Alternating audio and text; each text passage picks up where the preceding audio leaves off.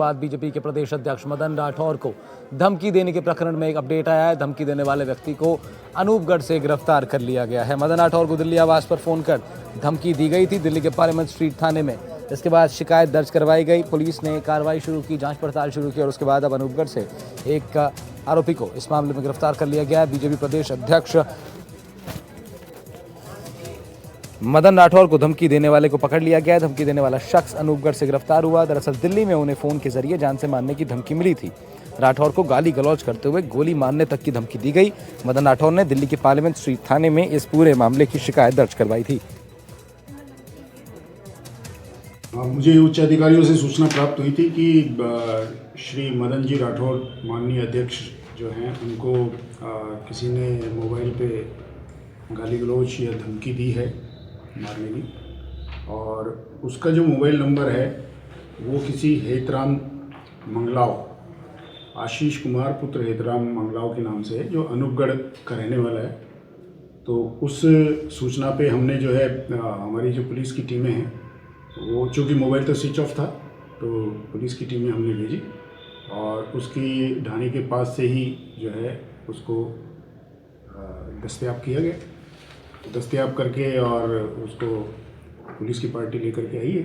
उससे प्राइमरी तौर पे जो पूछताछ की गई है तो उसने अपने मोबाइल से जो है श्री मदन जी राठौर को फ़ोन करना स्वीकार। कुलदीप गोयल हमारे संवाददाता जुड़ रहे हैं इस खबर पर ज्यादा जानकारी के साथ। कुलदीप का रुख लेते हैं। कुलदीप, क्या कुछ जानकारी इस पूरे प्रकरण को लेकर के मिल रही है? देखिए, जो पकड़ा गया आरोपी है हेतराम नाम का, वो अनूपगढ़ के गांव 1 ML का निवासी है। अनूपगढ़ के एसपी से हमारी बात हुई तो उन्होंने ये कहा कि पहले भी इसने जिला कलेक्टर और एसपी सहित कई पुलिस थानों में कई तरह के परिवाद दिए हैं, जो कि सभी के सभी बेबुनियाद पाए गए। फिलहाल जिस सिम से धमकी दी गई वो आरोपी शख्स हेतराम के बेटे आशीष कुमार के नाम पर है।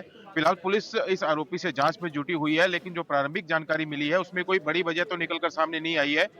आरोपी की जो मानसिक स्थिति है वो ठीक नहीं बताई जा रही। हालांकि कभी ये खुद को राजनेता बताता है और कभी कुछ कहता है, और बीच बीच में कभी ये भी कहता है कि जो भाजपा के प्रदेश अध्यक्ष मदन राठौड़ हैं वो उसका फोन नहीं उठाते थे, लिहाजा उसने फोन कर धमकी दे दी।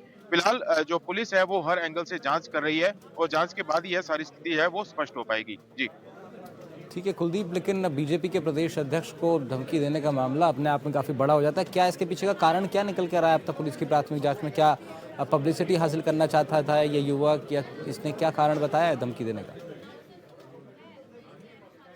देखिए, जो जानकारी अभी तक मिली है उसके अनुसार इसकी मानसिक हालत है वो ठीक नहीं बताई जा रही, क्योंकि पहले भी इसने जिला कलेक्टर, एसपी और कई पुलिस थानों में कई लोगों के खिलाफ परिवाद दिए हैं, जो सभी के सभी बेबुनियाद पाए गए। जानकारी ये भी मिली है कि इसने जो अभी मौजूदा सांसद हैं कुलदीप इंदौरा, 2 साल पहले उनको भी धमकी दी थी।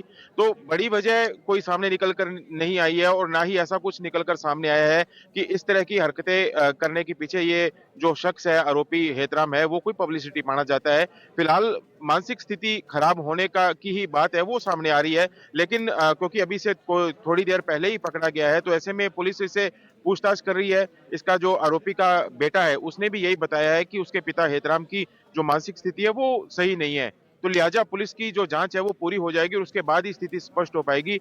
लेकिन प्रारंभिक जांच के अंदर कोई बड़ी वजह निकलकर सामने नहीं आ पाई है। जी ठीक है कुलदीप, शुक्रिया आपका तमाम जानकारी के लिए। कुलदीप गोयल हनुमानगढ़ से रिपोर्ट कर रहे थे इस खबर पर। भारतीय जनता पार्टी के राजस्थान प्रदेश अध्यक्ष मदन राठौर को धमकी देने के मामले में एक व्यक्ति की गिरफ्तारी हो गई है। अगली